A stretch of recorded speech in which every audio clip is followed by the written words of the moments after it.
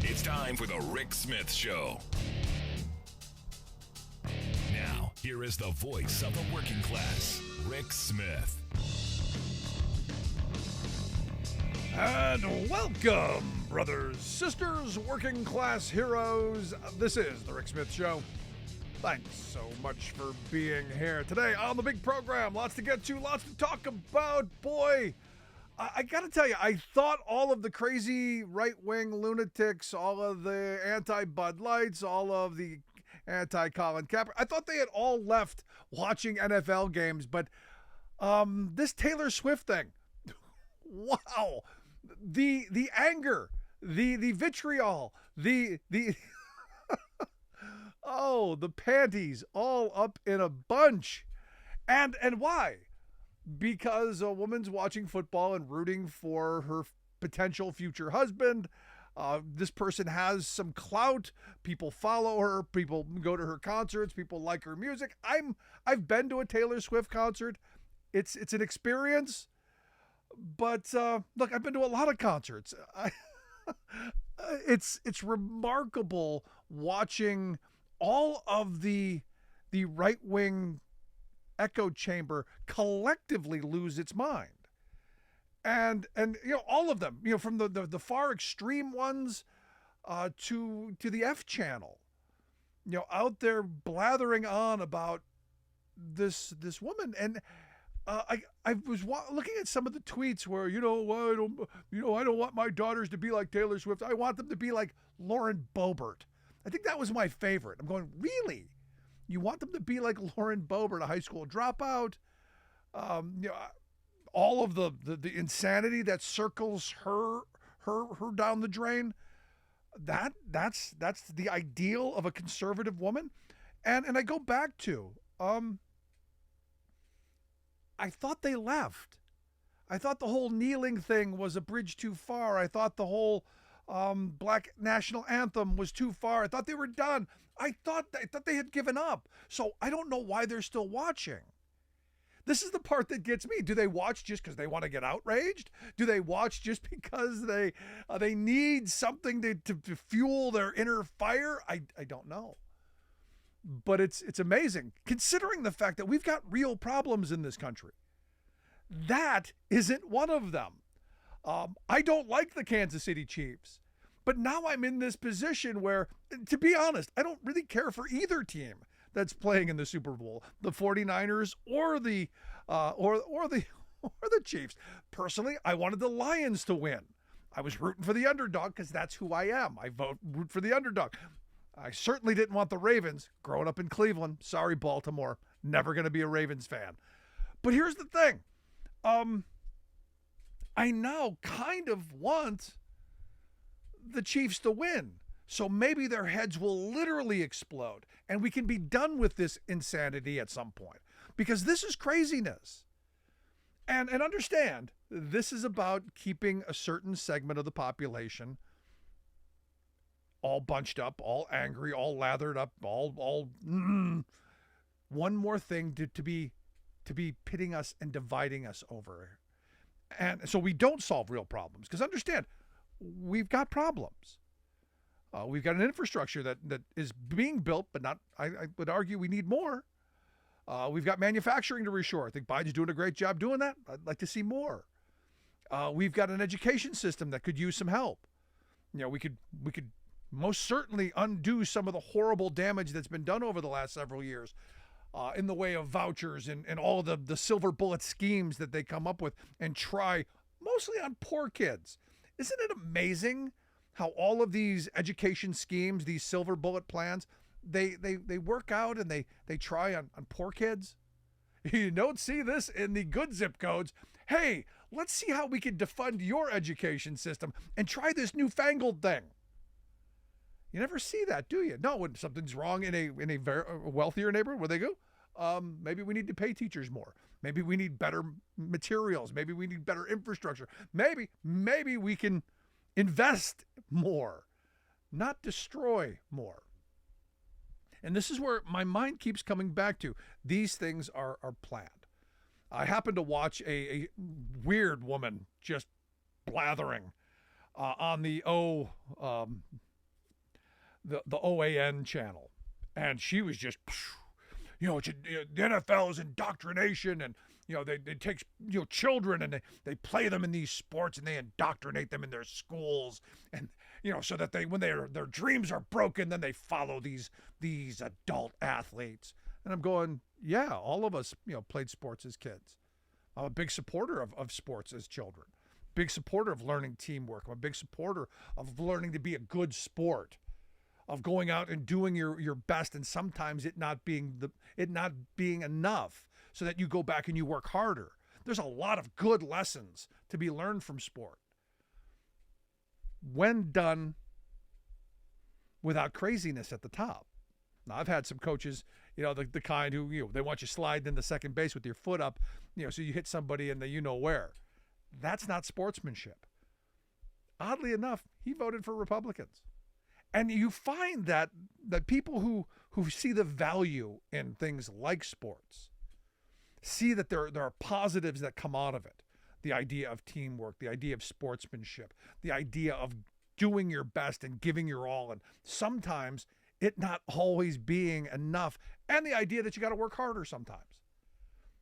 Oddly enough, what conservatives say they understand and believe, but not their actions. Now, what's weird is this OAN woman said, if they had this kind of fervor for Jesus, this would be a different country. And I go, yeah, we would look like a lot of Middle Eastern countries. We would have, again, what I've been saying for a while is coming, the idea of Christian Sharia law right around the corner. So if we had religious zealots more in control, can you imagine what an NFL game would look like? Instead of, images of Taylor Swift, applauding and cheering on her man, maybe halftime beheadings. And is that the nation we want? Some, and I got to wonder if this commentator, some I think do. So for me, I'll be watching the game. I always do. And I guess now I have to root for the Chiefs, even though Broncos fan from the time I was a little kid. They're in the same division and beat up the Broncos pretty good this year once. I now have to decide, do I go with the Chiefs, who I don't like, simply because of this? See what craziness is done to us in this country?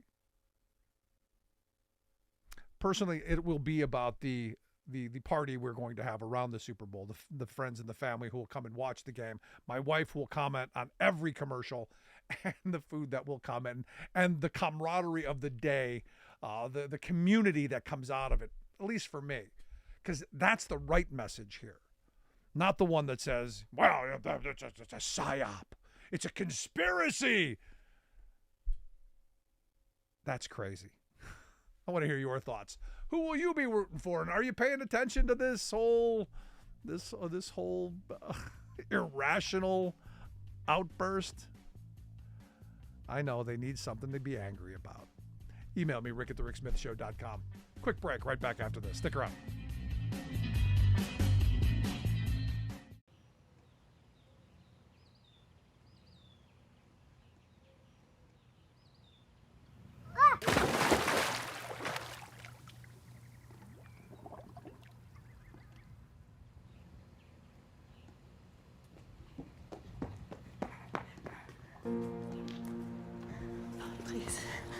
Please, God, save her. Do something. Save her. Please save her. Please. My thoughts and prayers are with you. Thoughts and prayers. Thoughts. Prayers. Thoughts and prayers!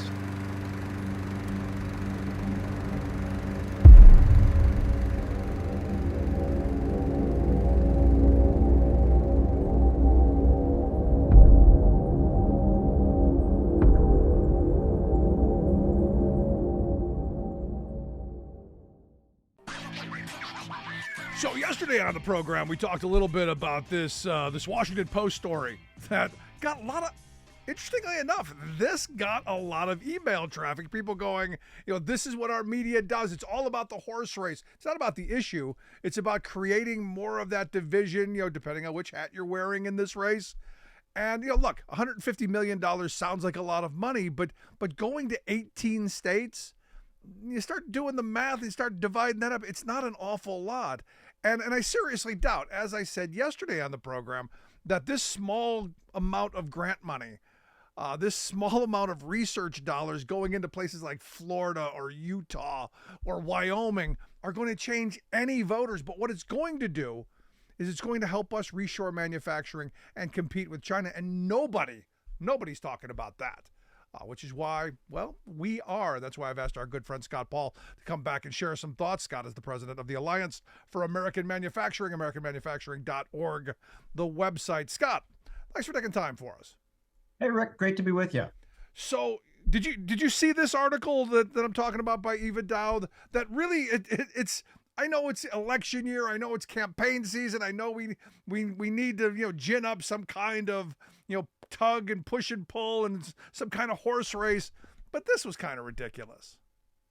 Yeah, I would. I'm someone who supports a lot of manufacturing jobs, but it's hard for me to claim that $150 million spread out to a bunch of states, some of them are red states, is going to somehow sway voters one way or another. It's like.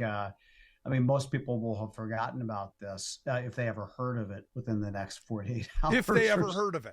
And that's the problem. If they ever heard of it. And for me, how this story should have been written is you've got the Biden administration setting up these research programs through the National Science Foundation to set up these innovation engines all across the country. Politics, red hat, red, blue, right, left, not mattering, but bringing manufacturing back, investing in this country, that should have been the story. Yeah, the substance of this is quite important, for our future. I'm not going to pretend like it's a kitchen table issue that people are going to talk about, when they're thinking about presidential politics. But it is, because we've been playing catch up. We fell behind on research and development and manufacturing for a variety of reasons. There was offshoring when companies became more shareholder focused. They invested less in research and development because that was less money that could be paid out to the shareholders, and all of that became like a vicious cycle, and we fell behind in some types of manufacturing because of it. And so we're playing catch up now, and I think that's the good news, is that the takeaway from this is that we haven't conceded this, that we're getting back in the game, that we're going to be investing some in some strategic industries to help jumpstart new processes and more productivity and what have you, and that the industries that have been cited are important from a national security and economic security perspective. And the hope is that in some way this will in the future help to create an ecosystem where we're creating more factories here that are making the types of innovations that will come out of this research. And so it's a long play, if you're making that play, but it is an essential part of it. And one that I would just say that we have done a terrible job of keeping up with the last, actually 4 or 5 decades. And one that only Joe Biden has been willing to invest a lot of public resources in helping to turbocharge this kind of innovation, which is going to help us all down the road. Now, you say this isn't a kitchen table issue, but shouldn't it be? I mean, the idea of, look, I've been through, and you have too, a lot of communities across this country that lost their manufacturing base, that lost their community identity. This is a way to say, hey, look, we want that back. Shouldn't this be part of that conversation, especially when you start looking at all of the money and resources that we're putting into rebuilding infrastructure and reshoring some manufacturing? Shouldn't this be it's just a blip on the kitchen table conversation, because this is an economic thing? Yeah. I mean, I think you're right about this. And I think part of the challenge here is that there, certainly the Biden administration could do a better job connecting this to things that people are talking about, which is like opportunity. And when you are having those conversations at home, it's like, and if you're in a small town or a mid-sized town that used to have a manufacturing facility, and you're like, wow, I could go work at the dollar store for minimum wage, or I could get a job in retail, could work at a warehouse, or I could drive 50 miles to get to the nearest opportunity. But having the possibility that a factory is going to relaunch in a community would be a very big deal, Rick. And Yeah. That's something that we're seeing, and this is all part of that mosaic, right? You got to have the innovation, you have to have cutting edge technology to be competitive in this global marketplace. And so policies like this are very important, but accounting like this much is going to red states, this much is going to blue states, whose whose palms are you trying to graze? I mean, that's not the right angle. Yep. No, I agree. This story. And again, it's not that much money. I mean, to be honest, it's not enough, especially when you're talking about the a $1.2 trillion infrastructure bill. You're going, yeah, Joe Biden went to Wisconsin and talked about $1 billion investment in that state, but the couple of dollars in this research grant, that's really going to move the needle. It seems kind of ludicrous. It just does. But here's the thing. The reality is we've got to get, as you put it, get back in the game. And as we talked about yesterday on the show, the reality is China's making stuff, and they have become the producer of the world. And we talked a little bit yesterday about the top U.S. companies versus the top Chinese state-owned industries. They're the manufacturing stuff. They're the construction industry. They're the oil and gas. And ours are mostly retail and services. So that Reagan dream of turning the U.S. into a service-based economy, we're living that dream, and it's kind of a nightmare for a lot of people. Yeah, it is. I mean, obviously, if you're someone who works for a big financial institution on Wall Street, the past couple of decades, with a few exceptions, have generally been really good for you, right? Or if you're a shareholder in a big retail company that has sources globally and sells in the American market, which is the richest in the world, it's been pretty good for you. If you're a worker who's subject to global competition, it's been a rough go over the last couple of decades, and you've had downward pressure on your wages for almost all of that time. You've seen jobs get shipped overseas, and you've seen people saying that stuff's never going to come back. And so, and then you have people take it for granted until they can't get stuff, right? And so this is kind of what precipitated, I think, this newfound interest in trying to make things again and reversing part of that story. But, and you're right about this, it is going to take more than $150 million in manufacturing innovation grants. It will take this sustained long-term commitment to improving our infrastructure, making sure that we have good community college programs for kids who want to get into the skilled trades in manufacturing, or adults who want to shift careers too, I should add. And that we're also investing in those industries that are going to be growing in the future, like EV and clean energy. And even with all the investments that we are making, we're still nowhere approaching what the rest of the world has done on this. And in particular, China, or even the EU, who I know likes to bellyache about the stuff that we're doing.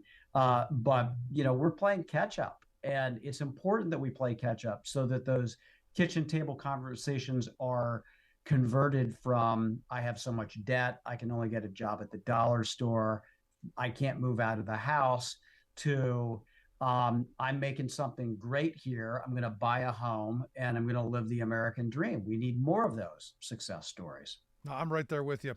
Now, obviously trade policy is something that's going to be big this election cycle.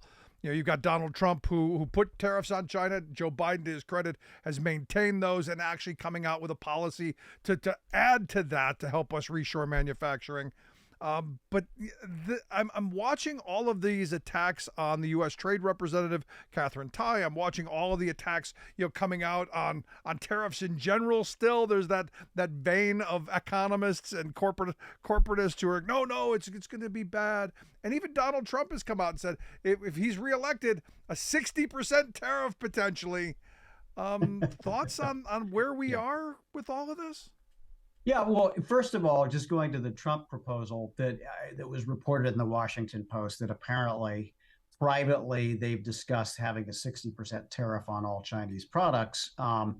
There's a 25% tariff on probably about I want to say about a third of Chinese products right now that was put into place that Biden has kept, by the way. So just points out that Trump has to try to up the game to keep up where Biden is on some of this stuff. And on the other side, you have people who are trashing the Biden trade policy, saying that and its leaders saying that we're not doing enough free trade agreements and there's not enough focus on that, like they're like they want to relive the 90s, again, or the 2000s, which were not good for working people in this country. And so I do see that as being an ongoing thread in this election, is that the elites are still clinging to with what I would call, Rick, a religious fervor. Yes. Right? A religious fervor, this idea that free trade is sacrosanct and you cannot deviate from that. Otherwise, really bad things are going to happen. And the reality is, Trump did a lot of crazy things. Let's be very clear about that. The tariff policy that Bob Lighthizer, who I think, along with Catherine Tai, have been the two best trade ambassadors we've ever had in the history of the United States, it did make a difference in level setting with China. And, as bad as a lot of stuff was, there's really, and if you talk to people, did you notice the tariffs? No one noticed these tariffs that were going to affect. I mean, there was inflation that happened after COVID, but if for all the bad stuff that happened during the Trump years, you can't say that skyrocketing prices because of tariffs on Chinese products was one of them. It just didn't happen. That's trying to rewrite history. And so whether it's Joe Biden or Donald Trump or anybody else who's saying we ought to use tariffs as an instrument of United States trade policy, that is a legitimate policy proposal. Yet you still have these stories popping up about how the sky is going to fall if we do all of this. Yeah. No, and look, it's like any of the zealot class. It's the tax cut zealots or the free trade zealots. The reason it hasn't worked, Scott, is we just didn't do it enough. We need to do more. We need to. It's amazing to me. You point out the failure after failure after failure and how it's harming people, and you go, no, we just haven't done it enough.